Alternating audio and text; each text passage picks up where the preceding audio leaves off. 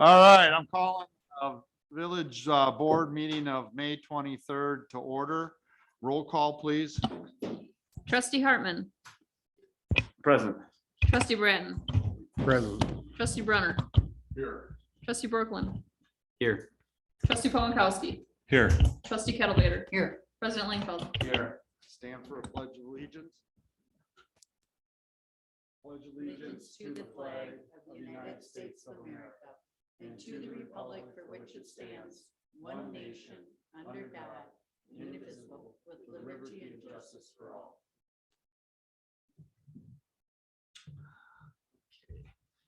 For public comment, this is an opportunity for anyone to address the village board on any issue. Please observe the time limit of 3 minutes.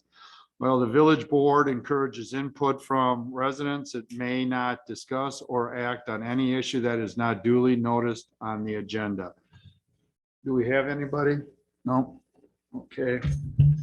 Go to consent agenda. Upon request of any trustee, any item may be removed from the consent agenda for separation consideration under general business. Does anybody have anything they want to move to general business? Question. Go ahead. With the bills in there, in the packet that was out, what was the bills not in that packet? Yeah. So we need to push those to the next month or something? Weren't they in the, were they in the first packet that went out? No, they were not in the first packet. They've been added to everyone's OneDrive, but it was caught as an oversight after it had already been posted on the website. So everything's been added to your OneDrive. I can amend and put it onto the website if need be tomorrow. But in fairness, I wanted to at least divulge that was not on there. And one memo did not get on the final PDF version, which has also been placed in your OneDrive. So are you asking, you're not comfortable with voting on it? Is that it or what? I mean, I read them. I just want them to be part of the packet somewhere so the Yeah. public can see it. Either, I don't know if we can amend this packet or if they have to go in next month's packet. No, we should be able to put them right in this packet. Okay, as long as they get in there, because. Sure. Yeah, That's just what I wanted to ensure. okay. Anything else? All right, all in favor, say aye. Aye. All opposed, say. know. Oh, I'm sorry. Okay, I'll make the motion. to Thank you. approve. I'll second it. all right, so motion and second, any discussion? All right, all in favor, say aye. Aye. All opposed, same, so move. All right, we're at report of village officers. I only have one item. We need to pick a vice president. The vice president is the person who handles ceremonial and keeps us informed on events that are going on in the community, and they sub in for me when I am not here to run the meetings. Is there anybody that would like to play that role? I think Judy's done great. I'll second that. All right, we have a nomination and a second. Any others? You all right with that? Yeah, All, I was gonna nominate Doug. all right. He's in the know. Okay. All in favor, say aye. All opposed, say. So Junior moved. VP of the VP. Yeah. All right, Vice President, do you have anything for us? I actually do. So, just a quick recap, a little bit about Trout Days. It ended up to be wonderful. The chamber has not done their recap yet, so I can't give you numbers. But I do know for the wine walk, we sold out. 250 was our cap, and we ended up selling, I think, 255. They had tax solutions, and the police paid for bar buddies, which is like a Uber or cab to drive people around, and I think that went great. They did it from like 3 to 10 or 4 to 10, and I heard that went over very, very well, which was great. It brought a lot of people to town from all over. I mean, it was not just locals that were in town. That was great. The Trout Days was wonderful. The duck races were great. The kids loved it. Garage sales were wonderful. And this Monday then is Memorial Day. So we are having the chicken barbecue. They're having the cemetery things in the morning. And then the parade starts at 11. We're still looking for volunteers. If anybody wants to volunteer for the hot dog stand. But we are doing the chicken barbecue also. So it'll be done by 4 probably. So that's it. Hope to see you there. All righty, thank you. Other trustee reports? I just would like to. Just real quickly, thank Pamela Bobson and Melissa Gavin for welcoming me to the sustainability and library committees and fantastic meetings. It was great to meet everybody on the committees and look forward to working with them. Okay, village administrator. One quick update. I have a tentative meeting scheduled with the parties that are responsible for the Scenic Valley subdivision. So I should have a conversation with them talking about their phase 2 proposal, and that we're hoping to get that scheduled this week. Thank you. Any other reports? All right, we'll move on to, oh. Who's got his hand up?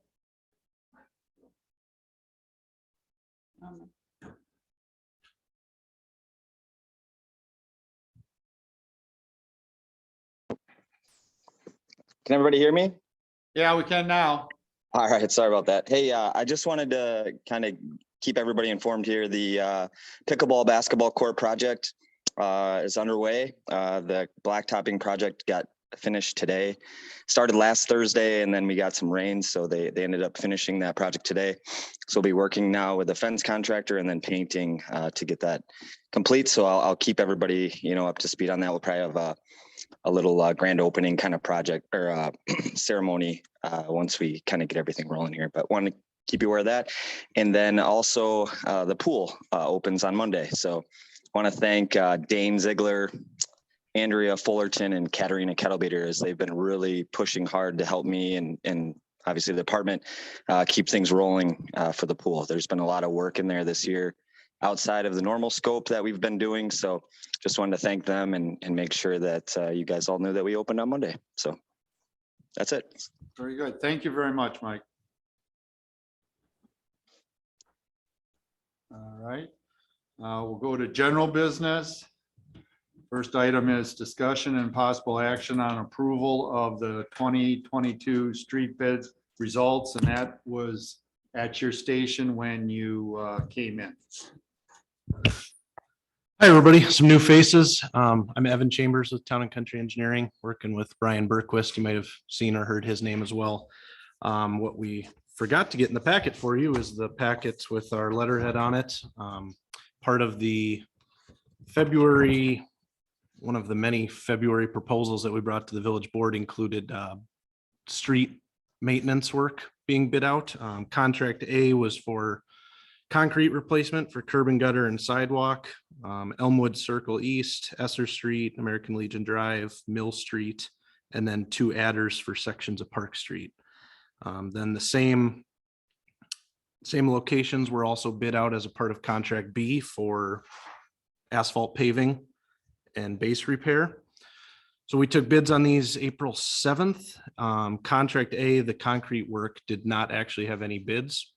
And then contract B, we had 4 bids. And in any way it shakes up, which is the table on the top of the second page, Payne and Dolan from Fitchburg was the low bid. Base bid of a little over 125,000, and then a couple of alternates. Based on the budget for this work that the budget that Jerry had set up for the concrete and the paving, he was looking at just recommending the base bid for Payne and Dolan. And then the contract A work has already been deemed maintenance by Paul Johnson, the village attorney. And Jerry's already working with a contractor to get that done outside of these bids. So essentially we're looking for an approval to award Payne and Dolan for the base bid to do paving work on Elmwood, Esser, American Legion, and Mill Street. All right, do I have a motion? I'll make that motion to approve as presented based on the recommendation of the town council. We have a second. That's like, All right, discussion, any questions for Evan? who did the contracting for the last pavement on the west side of Elmwood? I wish Jerry was here. I'm not sure. You mean last year's bidder? Yeah, Big Scott Construction. Yeah. okay, That sounds right. okay. Just wonder, who are they? They did a fantastic job, so. Just curious. Michael? So this work doesn't include Park Street? Or it No, does? those would be the alternates. And because of the amount that Jerry had in the budget, he felt that just doing the base bid work for now, and then that would defer the Park Street work So in it's order just- to have funds available for that contract A work that didn't get bids. Gotcha, so it's just the top four. you said? Correct. Yep, okay, just making sure I heard you correctly. Anything else? All right, all in favor, say aye. All opposed, same. So move.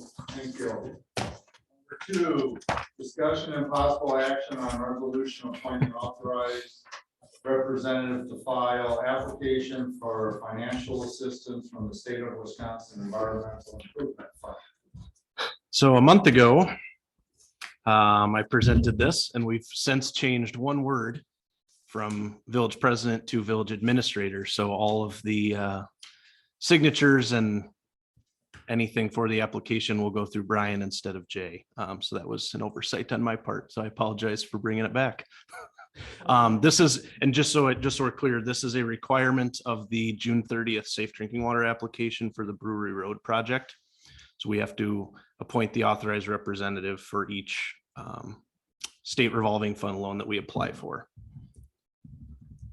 We have a motion. I would move to approve action on resolution appointing authorized representative to file applications for financial assistance from the state of Wisconsin Environmental Improvement Fund.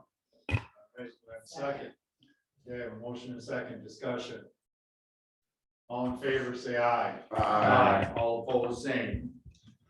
All right, number 3, updates on water system improvements and PFAS testing. The fun one. Sounds good. The fun one. Yeah, this is This- this part, this kept most of us up at night. So we've got in your packet results from wells 1 and 2, which are your existing wells, and then well 3, which is the new one in Holfelder Park. I'd be happy to go through all of it in a ton of detail if you'd like, but essentially the village board authorized sampling of PFAS at all 3 sites for 33 compounds through the State Lab of Hygiene. The most current standard that we're assuming is going to be put into law was the Natural Resources Board recommended a drinking water standard of 70 parts per trillion for the sum of PFOA and PFOS, which is about the 3rd and 5th one up on the front of each sheet. And in all cases, the sum of the 2 was either non-detect or 1 for each of the 3 wells. In terms of all of the numbers going down each column, those are nanograms per liter, which is a part per trillion. So as you can see, as you scroll through here, there was, I think the highest one was a 0.1, and that came out of well 3. Everything's either below detection or below quantification, which the quantification aspect is the acceptable repeatability and accuracy from a lab. So, I mean, the gist of it is the concerns that were derived by the Brewery Creek trout consumption advisory. There's no impact on drinking water in the village based on these tests. And since then, we've gone ahead and let the contractor know for the well 3 project that we're comfortable moving forward. We've already begun the submittal process and getting some of the upfront work done with them. So, yeah, very good news. I'm happy to take any questions on it, but essentially we were making sure that there wasn't any implications from that advisory that the department issued a couple months ago. Have you the DNR called me once these results came out, and they were going to try to get us reimbursed on the cost, even though we went and tested Right. before we got into the program. Sure. Have you heard from them No. one way or the other? And if I recall, each well was, I think the testing was between 300 and 500 per site. And then the village did also hire Madison Water Utility to do the sampling.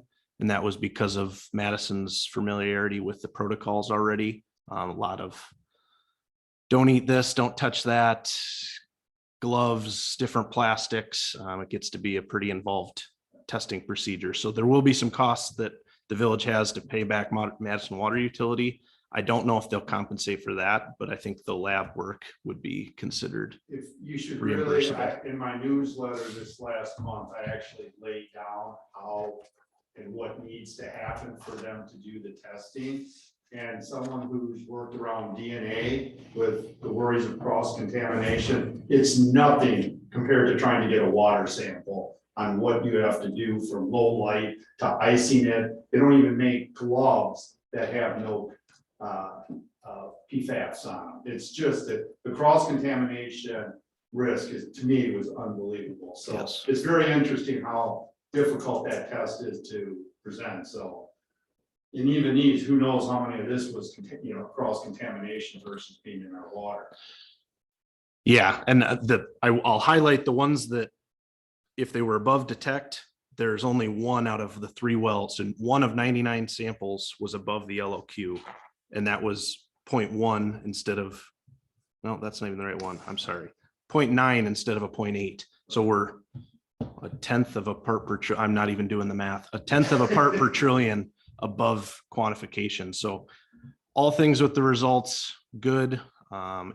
We do expect that this will be a regular sampling protocol in the future once the law becomes in effect.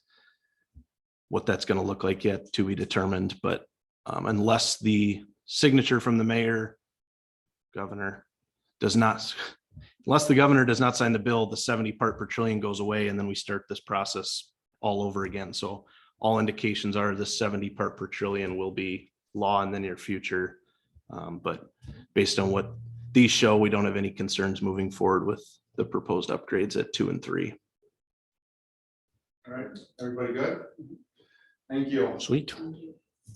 All right, number 4, discussion and possible action regarding village funding options for purchasing 1601 Bourbon Road. Turn that over to Bobby. Thank you, Evan. Okay, so in your packet, there was a memo that was put together, explaining 3 options that we came up with. One is if we borrow the whole amount, one is if we use some ARPA funds, use some general fund money, and then borrow the rest. And option number 3 is using more of the ARPA funds to cover that last little bit of borrowing. So taking away from what we had set aside for Brewery Road. And then we just have to probably borrow more for Brewery Road later. I guess, are there any questions on any of this, or? And just for the Brewery Road, this will give us time. We're hoping that we can get some of that infrastructure money from the federal government from this. This project from the DNR side of it would qualify with the stormwater, so that could replace what we lose with ARPA funds out there.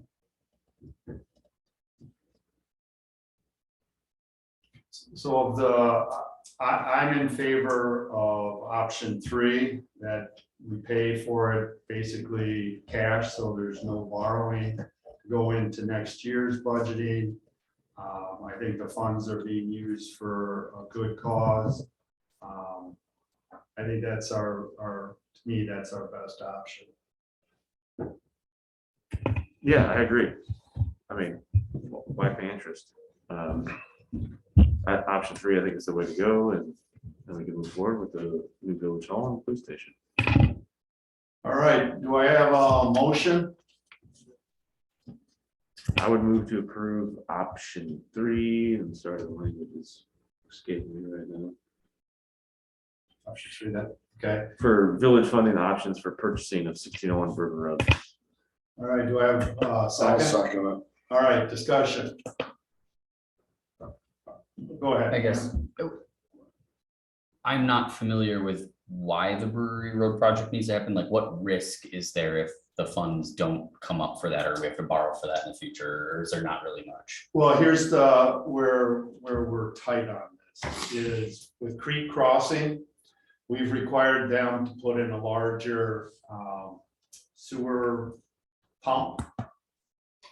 With that large pump, when it's pumping, we are at maximum of that pipe. Okay. So if we would not be able to add anything to that, and it's right on that border of, because of its age and stuff, may become problematic. So what we're looking at is to enlarge that pump to take that, and if Sundance comes in, to also, because right now the current pipe, we would not be able to do Sundance and Creek Crossing. Is that sanitary sewer? Yeah. Okay. Yeah. So it's been on, it's again, one of those things that probably was on board to be done from probably 2010 on. And it's just always been pushed off. So we're kind of forced, because we've approved 2 residential developments and we can't get the sewer to the sewer plant. The current infrastructure. So we have to do it, but the risk probably isn't too bad, because if we couldn't get any funds, we could borrow that 115 and that would be better. than Yeah, we're borrowing talking 400. about, I think, a $1.25 million project that, yeah, Oh, okay. and it's being paid by sewer, water, and then general fund. Okay. And ARPA funds. Yeah, I put that in. So, general fund. Yeah. But like I say, Brian and we met with Mark Portcan, representative, and we've met with a number of other organizations that are tied. Even right before this meeting at 3:30, we were looking at funding for Village Hall and everything. So we're out there trying to find where all the pots of money are.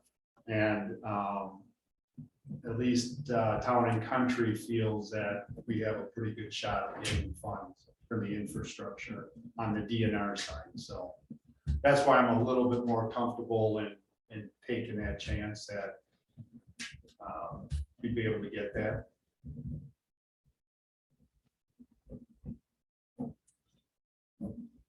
And I would just add, part of the discussion we're having, that sustainability is making sure that whatever ends up being the plans are going to be sustainable in nature in the watershed of Black Earth Creek, and then trying to ensure that, yeah, so.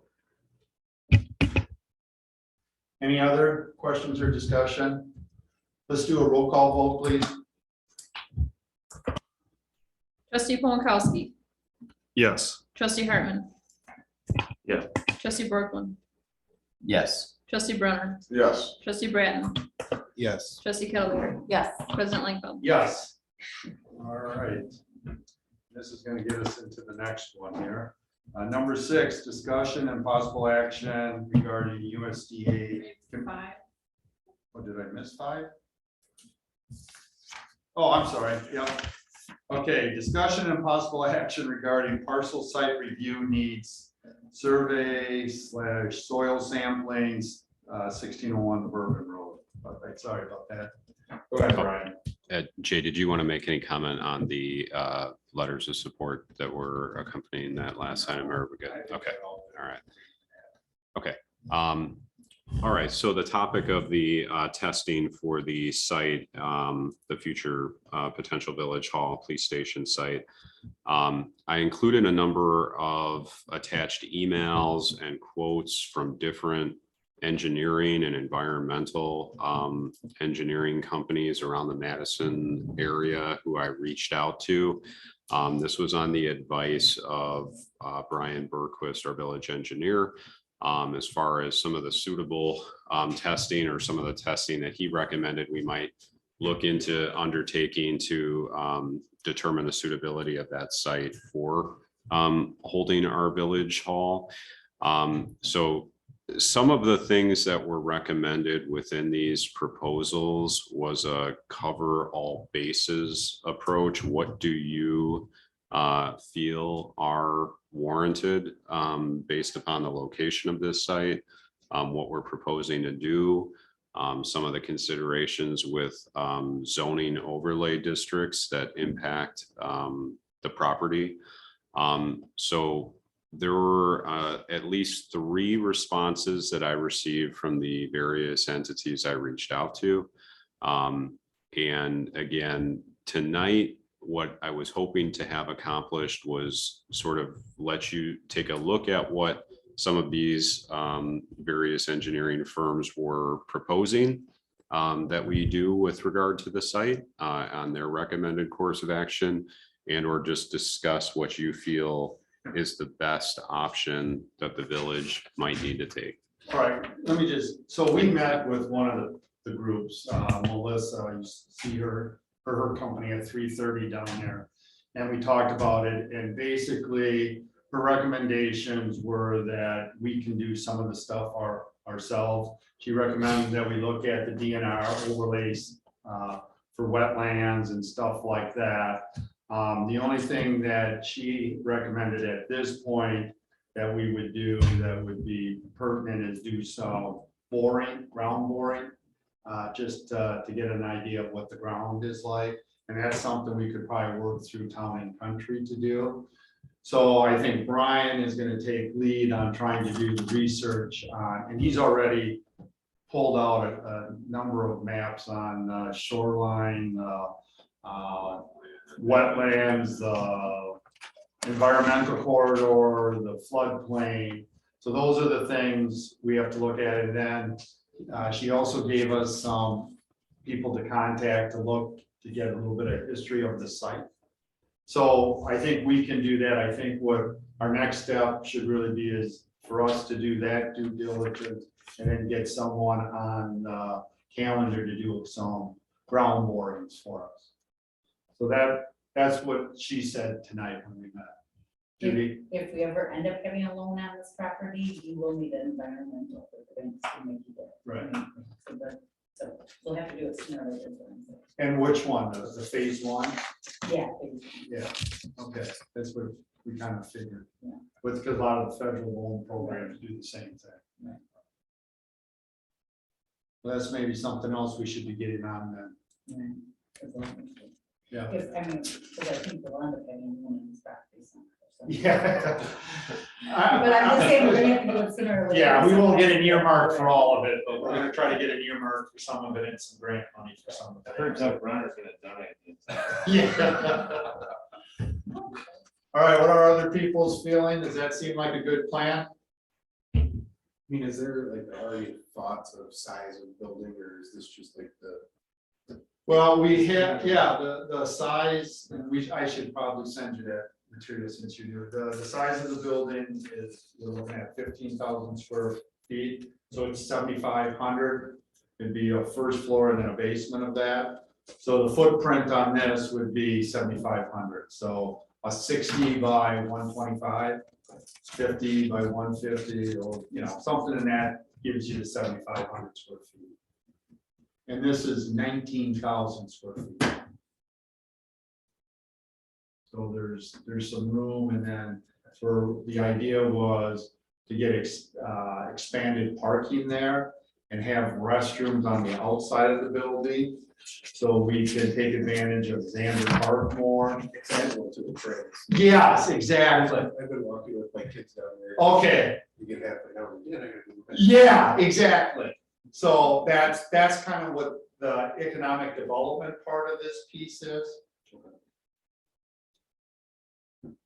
Is there other stuff in that, like I've noticed in some of the emails, like stuff that's not in scope? Like, I understand that a bank probably wouldn't require us to look at them, but do we, like, you know, what did I see, like radon, cultural historic resources, like those kinds of things, or is that being dealt with? No, but that would probably be done once we hire an architect. That would be part of their job to do that.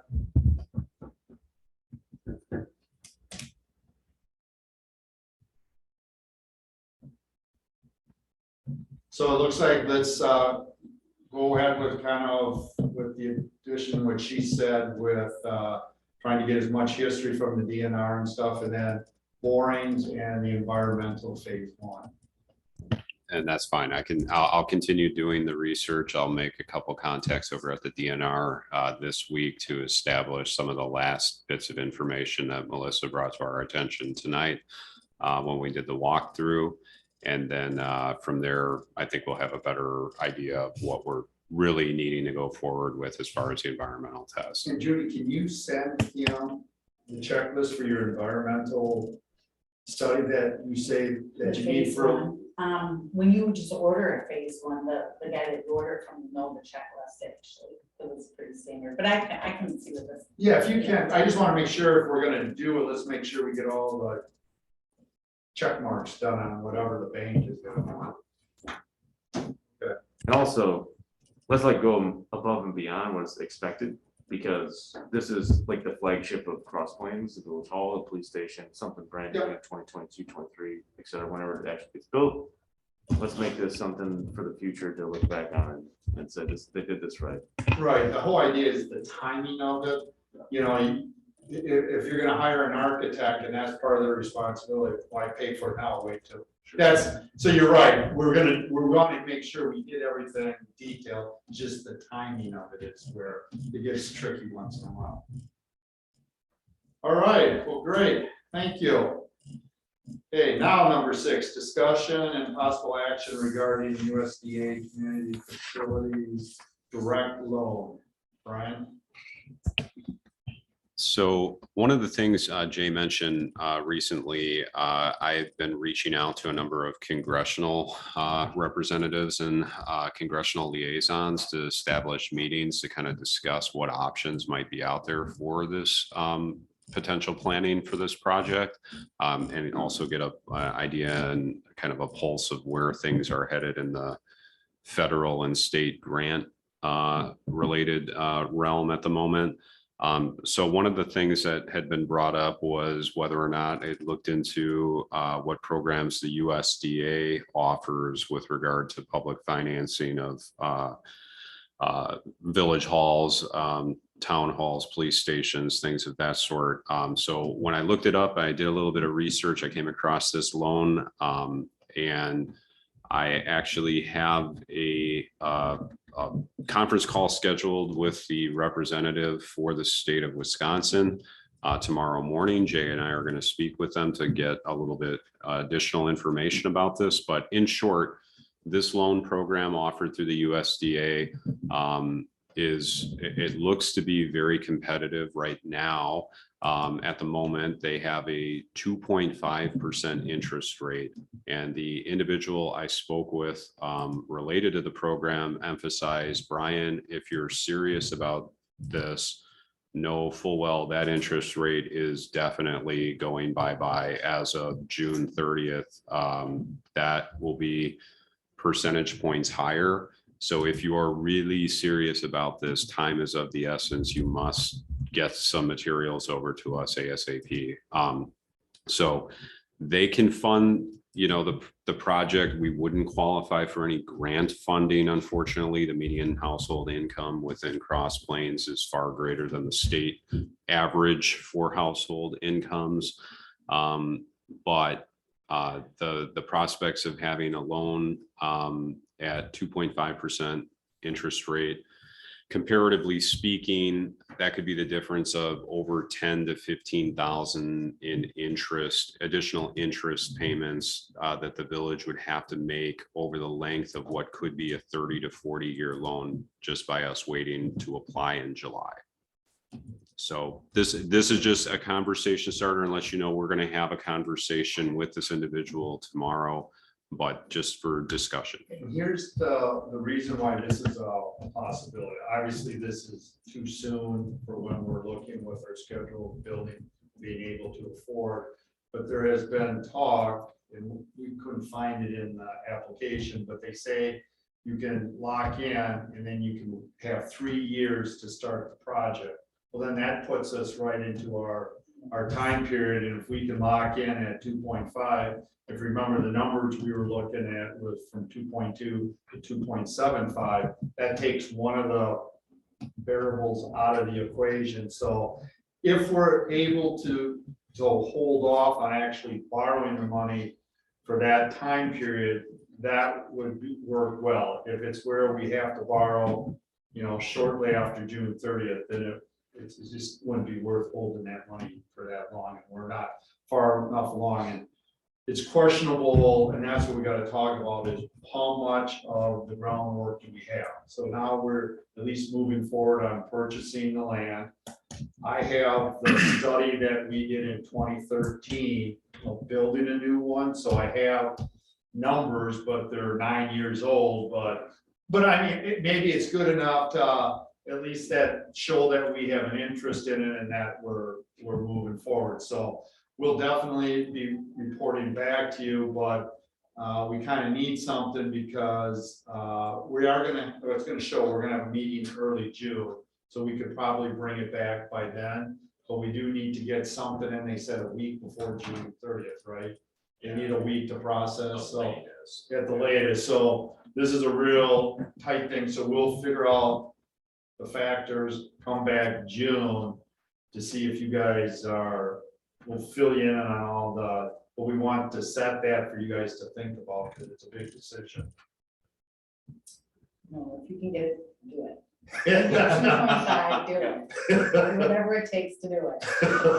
So I just want to make sure I get this right. You're saying that we can apply for this, but we don't necessarily have to borrow the money for 2.5 to 3 years, locked in at 2.5%. That's what we're hearing. I couldn't find that, but that's what it would have to be. That we locked in at 2 point, they give us approval. We just don't execute the borrowing until we're ready. The question is, do we have enough to satisfy them that they believe the project's going forward? That, I think, is their big thing. They don't want to tie up, $4 million and then it not happen when someone else could have used it. I think that's where it's coming from. So we got to kind of figure out, but maybe they're flush with money right now and they're all right with it. We just got to get a feel. It wasn't clear reading through the application. Correct. Technically, what I believe we will be doing would be filing a pre-application with the USDA, and the gist of that would be they would look at our criterion, make a decision as to how much we need. The pre-application would serve as the good faith to lock you in at that interest rate with the application to be filed thereafter. So at least it gives us that option. We're not 100% committed to it, but we did our due diligence and we have taken the first initiative and first step towards moving forward with that. Good then? Yeah. All right, I don't think we need to do any action right now. All right, number 7. Discussion and possible action regarding request for sewer adjustment. We'll do A first. That's 1406 Ridge Trail Drive. I'll make a motion to follow staff recommendation as presented. I second. All right, any discussion? Judy? So I have a problem with these, and the reason is because we have to have the developer tell us, if it's your development or whatever else, if it's Meridian, if it's Scenic, if it's up at St. Francis Creekside, wherever it is, they need to tell these people as they're doing it, that this is what happens. You know what, if you want to use your water, you're great to use your water, or you got to get your outside hose or whatever it is. I think the builder or the developer has to be told to these people, this is what's gonna happen going forward. Because it seems like some of them come to us and some of them don't, whatever else, and I feel like we're picking and choosing who we do. because of who comes to us, but I think we just have to be upfront. We have to tell the developer, you or the builder, whoever it may be, whoever it's on, this is what they need to tell the homeowners. This is what may happen if you water the bill. I think they have to water. Well, Well, no, it's, I hear what she's saying. There are a lot of people that water, that Yeah. don't come for adjustments. They pay the bill because they know. Because they know they're watering their house. right? Yeah, that's all she's saying is that it's fair across the board. Right. Okay. That's, Right. that's, And and if that's, they can get a hose outside too, isn't it different if they get different hoses or something? yeah, they too? can Right. get an outside Right, irrigation. so then tell them that, you can get an outside one if you want it cheaper or whatever else. I think honestly, it's up to the builder, or the developer to educate these people and tell them, this is your choices, this is your choice. You can water your lawn, but this is what could happen. so I don't necessarily disagree with that, but I would like to add, because I had to have this happen twice. So I'd like to color in what happened with us. We bought our house. I mean, they were already watering and establishing the yard, there was no, no question about, what was going on. It was already happened before we bought. And to buy, we had to sign the agreement, where we transferred water over to us or whatever. And, the thing just kept running and we got an $800 water bill. So I mean, we can afford it, and a lot of people can't. I mean, water here is very expensive. Right. And now what we've done, and again, is we've added the second meter, which I think is what we recommend, but that I had to pay a plumber $500 for that, which again, we can afford, but a lot of people can't. So we need to be careful here about just saying, hey, it's on you builders to educate your people, because they're not going to, and it's Well, expensive. No, but what needs, and maybe we can do something in the developer's agreement saying that the builder and the owner have to work out how it's gonna pay to establish their lawn. If the builder is doing sod, that's part of the bid, so part of the bid should be the watering part of it. And if it's a $800 stipend that they give each owner to be responsible for, I think we need to do something. I hear what you're saying too, but it does seem unfair that some people bite the bullet and do it, others do it, and maybe they don't know that they can do an appeal for it. So, but I think that's something as a board, maybe we can help with that. Maybe we can put something in these development agreements that there's some give and take where the builder does have some responsibility with it. So, Yeah, I agree on the fairness part completely. To be totally clear, just if we say, hey, builder, you're responsible for this, telling and communicating and making sure that's clear, they're not gonna do that very well. And we're gonna get more people with $1,000 water bills their first month living here, and that did not leave a great taste in our mouth when we moved here. And Sure. I don't want other new residents, especially in all the new developments we have coming here, going, man, Cross Plains water is expensive and hard to deal with, and Exactly, and that's my Yeah. whole thing, there's 300 more houses, we gotta tell them all right from, somehow we gotta educate these people that this is what's gonna happen. All of them, yeah. all right, any other discussion? Yeah, yeah, basically, to reiterate some of the points, only those who are willing to put in the time to actually file a sewer rate adjustment are gonna get the adjustment. But if you're buying a $500,000 house in Cross Plains, you can afford the adjustment in the first place. So to imply that somehow we're like disenfranchising new residents, I think is a little too extreme for my personal beliefs on this subject. Nonetheless, I would agree with the general sentiment that we don't want to discourage people and have their first initial experience here to be a negative one. So maybe coming up with a solution to that in some way, shape, or form is the best way to go forward here. Bobby? I was just gonna suggest that, if, when we mail out the initial water bills, because we know when people move in, we could maybe include a letter saying, hey, we know you're establishing a lawn, this is our policy, you can do that, we could probably do something here. Yeah, but I don't know if it'll take the sticker shock off. I think going ahead of time, and I think the builders, when they do a bid, that should be part of it. Landscaping is generally, I'm guessing, part of the contract, right? And isn't that landscaping the lawn? Quite honestly, when they're building the house, they should be able to know about it, because then when you said you had a plumber come in and it's $500, well, if you're in the building phase where they're roughing it all in, they it's should, gonna be negligible cost. yeah, they should put in 2 right off the bat. Right, Instead of getting a bill for sticker shock and then having to do this for it, because I've been through this 4 times now. Yeah, well, but just so, and I know I took my second one out because my lawn is established. I don't hardly use any water Mhm. from the outside. It was run, I'm paying a fee, the Yeah. minimum all the time. So I actually removed mine. It's situational, right? So, but anyways, I We have think to we, educate people. yeah, and we need to think about this when the builders come in. Another thing to consider is something more permanent too, and then, this would be worth investigating and researching, but I'm from Eau Claire. They do their water bills, they like match your sewage usage in summer to winter. So you don't need a second meter in Eau Claire, they just assume you're gonna be using a bunch of water outside to water your yard, water, wash your kids are gonna be playing or whatever.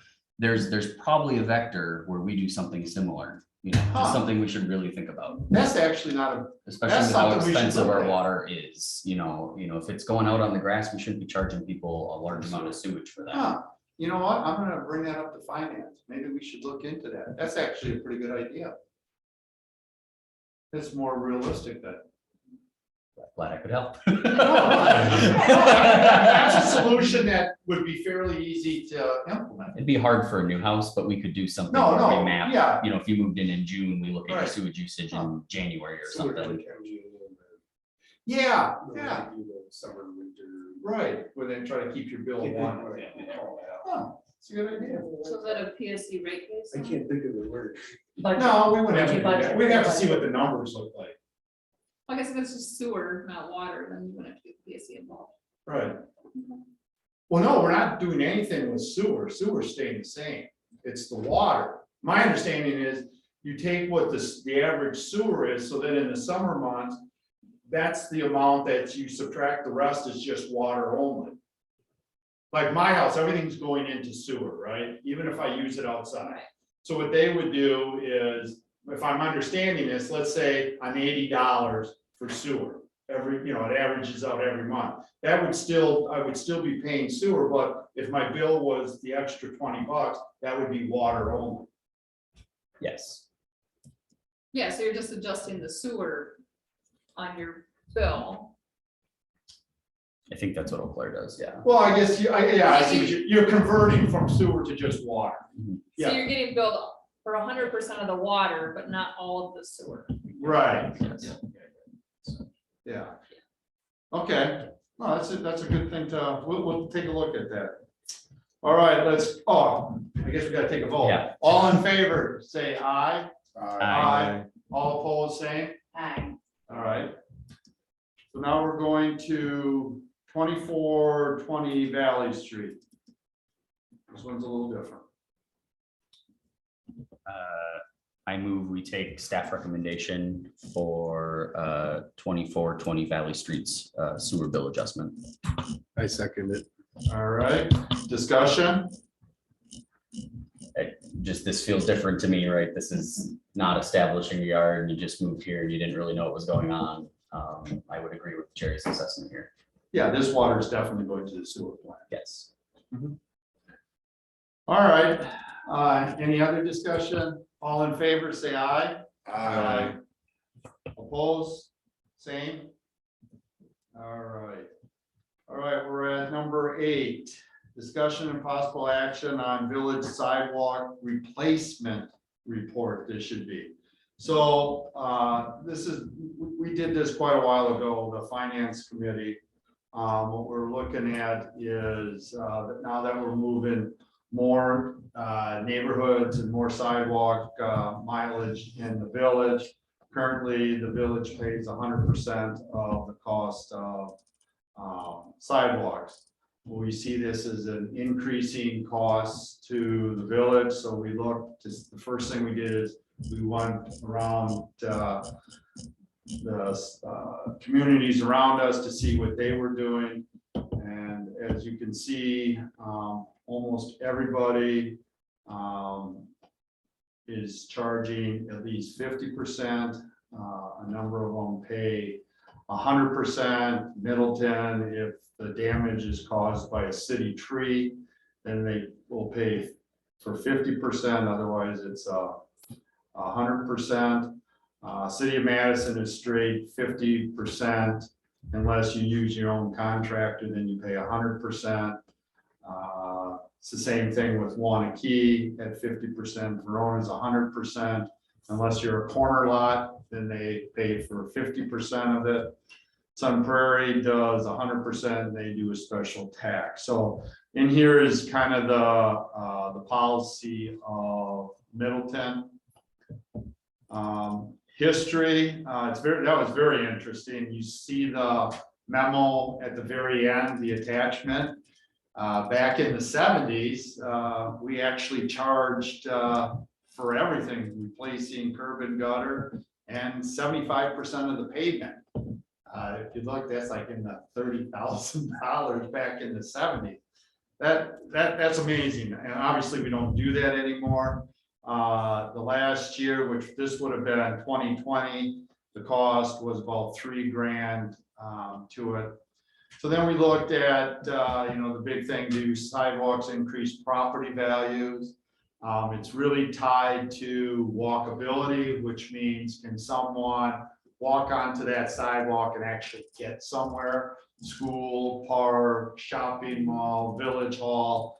If that is the case, the higher score you get, then the higher value of the property. There's numerous studies out there on that. The other thing that is in there that they found, there's a number of studies that show sidewalks.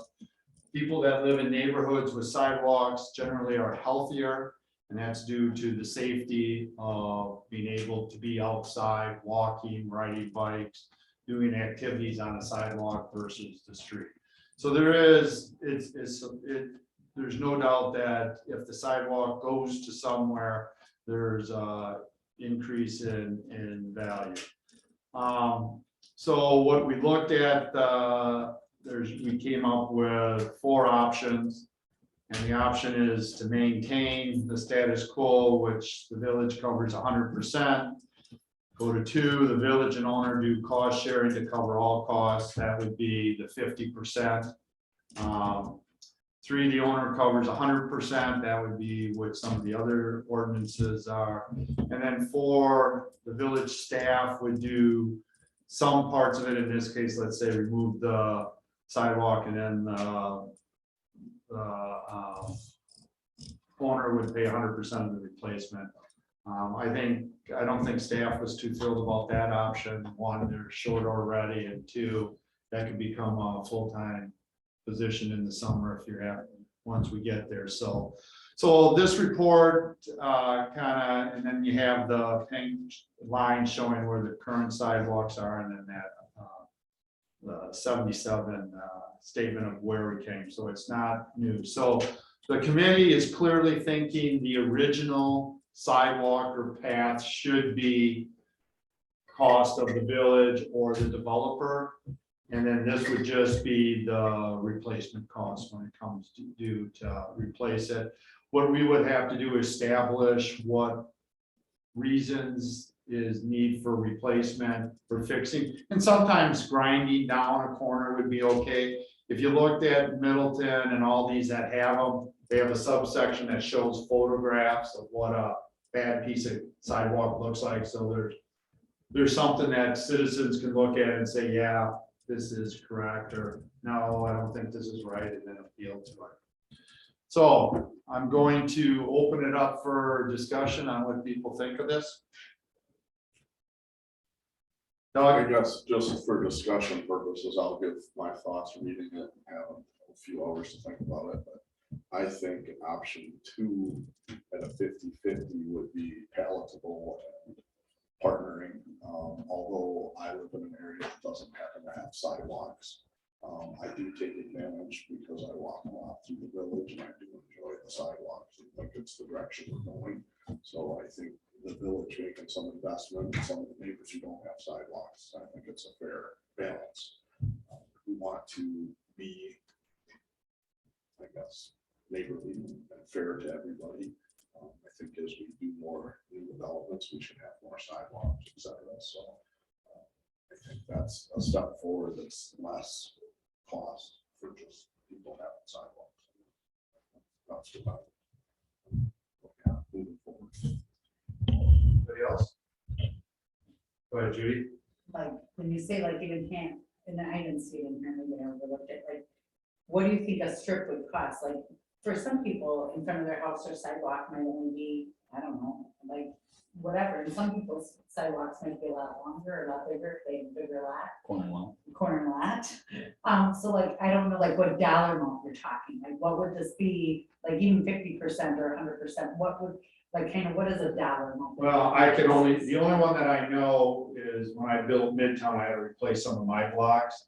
And they were about $600, my share of the square. And that's half, so about Yeah. $1,200. So you think each block is about $1,200, like each, no? Well, You're saying like between the lines? yeah, Like each sidewalk. Like stepping on a crack, you break your one's bracket. Yeah, like yeah. between those two. Yeah, I think it's like $700. per one. To remove. yeah, maybe that's what. So that could really be a lot of money. They're So when very I'm expensive. I'm worried about Very people not paying expensive. for their water bills. I'm thinking like if they had to replace that could be a lot of money. Well, it's a lot, but the problem is someone's got to pay for Right, it. no, no, So I the get question it. is, should the village, right now, we're about the only ones that pay for it all. And this is gonna be this is gonna grow to be a huge dollar amount. So it's a user and I'm with Doug where I believe, even though I don't have a sidewalk, I feel I should pay for some of it because I too walk on sidewalk. But then again, the people who have sidewalks, and we have done a pretty good job with it connected, their houses were 3 to 10% more because of that, so they should invest in their property. That's kind of, it's like siding and everything else, right? I was just gonna say, I didn't even know that the village covered 100% of the cost, because our sidewalks, like in our whole neighborhood, were digged up from construction. And my neighbor made a big deal with Bill to make sure they got replaced, because he's like, I'm not paying for this to get fixed in a couple of years or whatever. So it differs from the water a little bit, because I think when you buy a house, you can look at the sidewalk, and I mean, again, we had assumed we would be responsible for that one day. And so we could budget kind of appropriately, that it's a new sidewalk, and then we wouldn't have to be doing it, now, but if you're buying a house in front of older sidewalk, you could be making that kind of assessment. And again, I think most people would assume they could pay for the sidewalks. I did. And it's not, doesn't happen often. Right. It's Yeah, once for in your lifetime or twice in your lifetime. You're Yeah, not gonna replace the whole sidewalk. well, if we Right, only but there spend are a $3,000 lot a year. of Crappy sidewalks, like when I walk, like even like Gil's Way and whatever, like when I have the baby carriage, like she's gonna get whiplash because like those are, like some of the sidewalks are crazy and Well, they're newer. But they're still, because they've adjusted because of the weather, they adjusted because of the freezing and whatever else, so some of them have like. Well, I know, but the standard is already there, right? I mean, the standard's there already. I think you'd have to look at the photos. They're pretty bad when they need to be replaced. It's not if they're up a quarter of an inch and your stroller does a little bump. Look at our roads. All right, Michael. With regard to this topic, I don't know, I'm kind of leaning more toward maintaining the status quo with the village covering 100% of the cost, because the sidewalks are actually in the right of way. They're on land that the village actually owns. The resident doesn't own the sidewalk or even land that it's located upon. So is it their responsibility to fix the sidewalk if they don't actually own any of it? My opinion, I don't think so.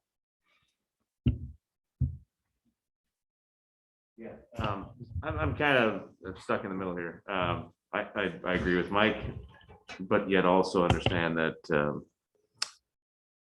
most of the sidewalks that I'm looking at on this map are in newer developments that aren't going to need replacement quite yet. And that's I guess it's the future, right, of village spending and problems and issues. And they're being utilized by people who don't necessarily live in those neighborhoods, who are also I don't know. I think a good compromise is probably the one that Doug brought up, which is a 50-50 split. That's kind of where I'm at right now. I guess I'm gonna counter Michael a little bit. While it's in the right of way, it's adding value to your property and you didn't pay anything for that. So I think there should be some upkeep. What? We did have some residents come and complain about the fact that they're actually putting sidewalks in at Creek's Crossing. So I don't think all residents feel that it's super amazing to have sidewalks in front of their house. Well, they may not think it's amazing, but I am absolutely convinced it increases the value of your property. That's my point. they may not like it, just like trees in front of your property that a village or city puts in adds value. You know, even though you don't, you know, you gotta rake the leaves, right? We don't expect the village to come and rake leaves, so I hear what you're saying, but everything in the right of way. That could be agreement to disagree on that one. I don't know if it is really I don't know if it's really a value. Because if you have to keep it up too, and you're 80 years old and you don't want to shovel, so now you have to hire someone to shovel. I'm not saying. I don't know if it's a value. Well, I'm just telling you what the research is. The research is they have done numerous studies where they looked at neighborhoods that have sidewalks, neighborhoods that don't have sidewalks, that are in the same area, comparable houses. And the houses that have sidewalks, they have a 3% to 10% higher value than the others. And it's all tied to walkability. All right, well, taking that into account, if a house is now worth 3 to 10% more, then that resident is going to be paying higher property taxes to the village. So the village can pay to repair the sidewalk in front of it because they're paying more taxes than a house that doesn't have a sidewalk. The village is recouping part of that increased value through increased property taxes. Just kind of overall, as a village, our costs continue to rise. There has to be. I don't think it's responsible.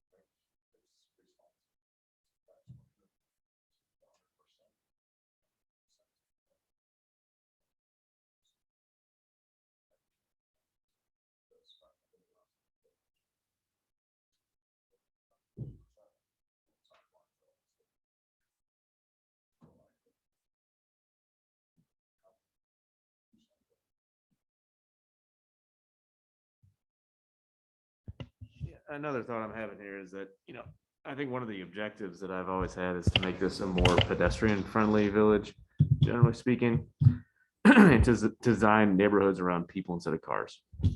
And I think if we put the onus on the property owners to maintain sidewalk, whether it be 50% or 100% or whatever percentage, it's going to decrease the likelihood that we're going to have developments with sidewalks in the first place because of that sheer fact. And so I don't want to put something in place that's going to make more room for cars and less room for people. So that's something else I'm thinking about right now. Can I ask one question? Right now, who's making the determination on the need for the sidewalk being replaced? Is Jerry? Okay. One thing I can say is if you're going to have an enforcement mechanism to check on who's making that call, and if it's left just for property owners, there's obviously going to be an incentive to not take prompt action. Cameron? That dovetails into what I was going to say, which is just, I agree 50%, that seems kind of reasonable, but even if you do 1%, is the owner is responsible. We have to have procedures for documenting it. We have to be very clear. I like what you said. I haven't looked at it yet, but Middleton with pictures, defining what isn't, we have to be very clear with residents on this is what we're doing and this is the stuff. And just as long as we clearly document all of that, I think we'll be okay, probably. Doug, you want to make a motion? I would make a motion. That the village board is in favor of option 2 and split would be 50-50. Do I have a second? All right, I got a motion and a second.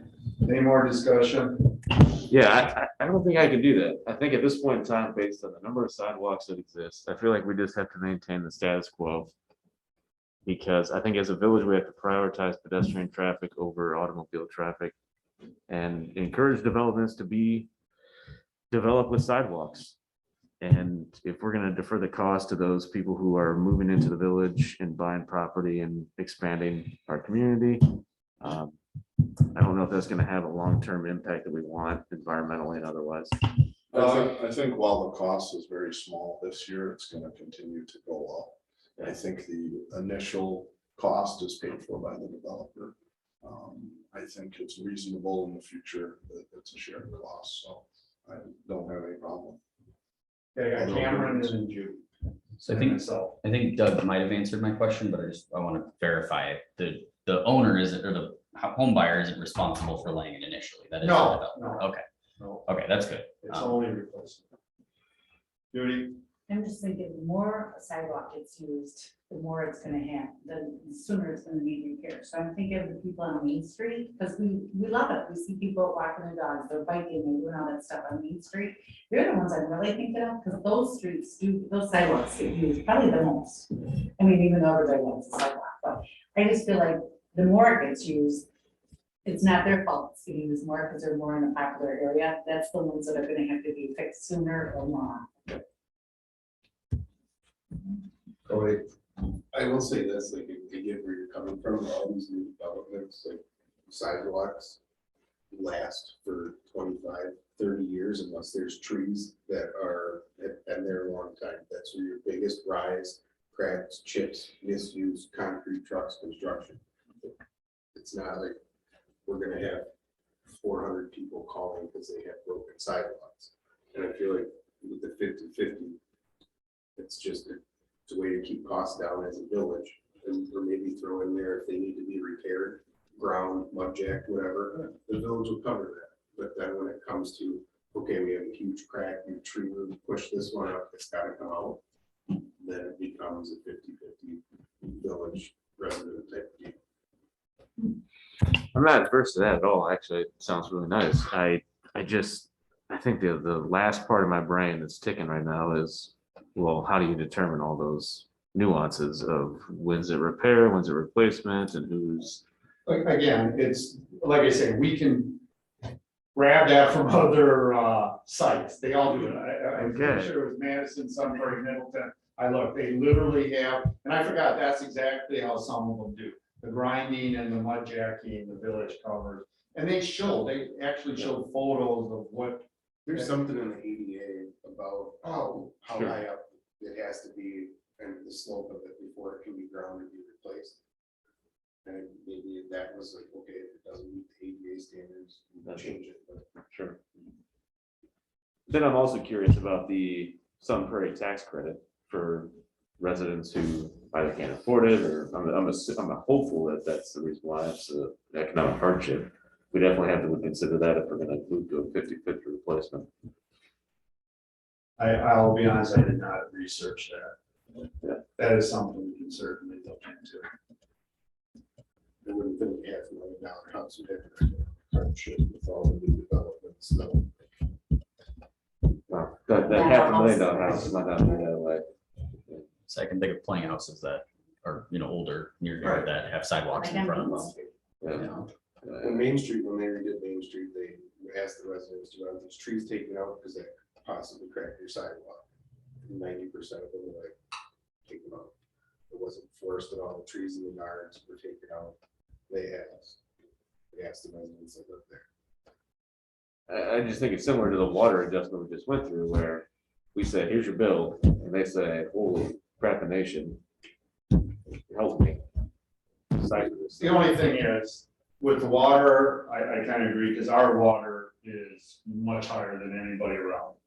But we couldn't find another community that did have a cost sharing with sidewalks. I mean, we are a standalone on that. And, there's good reason for that. As long as there's a back door for people. Yeah, who need- I understand where you're coming from. We can certainly look at that. Cameron? The other thing I think we should consider when we write up, all the rules and stuff and carefully documenting this is what happens if the sidewalk needs to be torn up because of like a street. We have, I'm gonna change a pipe or something, and that it's, I just want to make sure that's covered. Yeah, Kind of a code. I thought the Middleton one had something like that. Okay. If it's the village. If they have done utilities and tear it out to do utilities, the utilities puts it back. Yeah. And that's what they did at my station too, the gas line. Okay, that's fine. I have a coworker who works or lives in Madison, and I think they replaced the pipe in front of his house, and then he had to pay like $5,000 or something to put the sidewalk back, or part of this, it was somewhere thing. He was mad. He was like, I didn't even choose to have, but so as long as we're not No, on being unfair we'll like that. make it fair. And we'll have to write something up. I just needed the basics on this. Did I miss is there any number in here on what we actually have spent on sidewalks? Yeah, 3,000 and I think it was 2020. I think the concern isn't, like, we could obviously probably front 3,000 a year, but that's gonna go up quite substantially over the next 10 or 20 years, so getting ahead of that. That's exactly it. That's the future. We're looking to the future to protect the finances. And keep things how people want it. All right, let's do a roll call vote, please. I'm Trustee sorry, Bratton, what are we voting? on? We're voting on replacement cost of 50/50. That was the motion. Yes. trustee Brunner, Yes. trustee Berkman, Yes, trustee Hartman, I'm gonna go no on that one. trustee Paul Mikowski, No. trustee Calvater, No. president Langfeld. Yes. All right. Number 9, discussion and possible action regarding resolution 5-2022, granting the village administrator the authority to authorize up to 50,000 aggregate credit card limit to the village employees. Brian? This is just keeping in place the same resolution that Bill had approved during his tenure as administrator. Does it seem high? I mean, do you ever get to that limit? That's a total. Right, but that still seems like a lot per month. Like, it's 50,000 a month. I mean, because you pay your bills each month. Yeah. That's a lot of money. I would think the only time we were probably close is when the flooding came. So that, I think this is okay, but that, I agree with you. I don't think we spend that on a credit card a month, but I think it's there in case that emergency, we can't go to the bank and. well, Most people's cards have $1,000 limit. I think there's some people that have a $5,000 limit, but most of them are. do you know what our average credit card bill is a month-ish? You could look, if we had on Yeah, the if we bills, had- it yeah, shows I know, that, I it know. shows the Cross Plains, I think our credit, our state bank Cross Plains, right?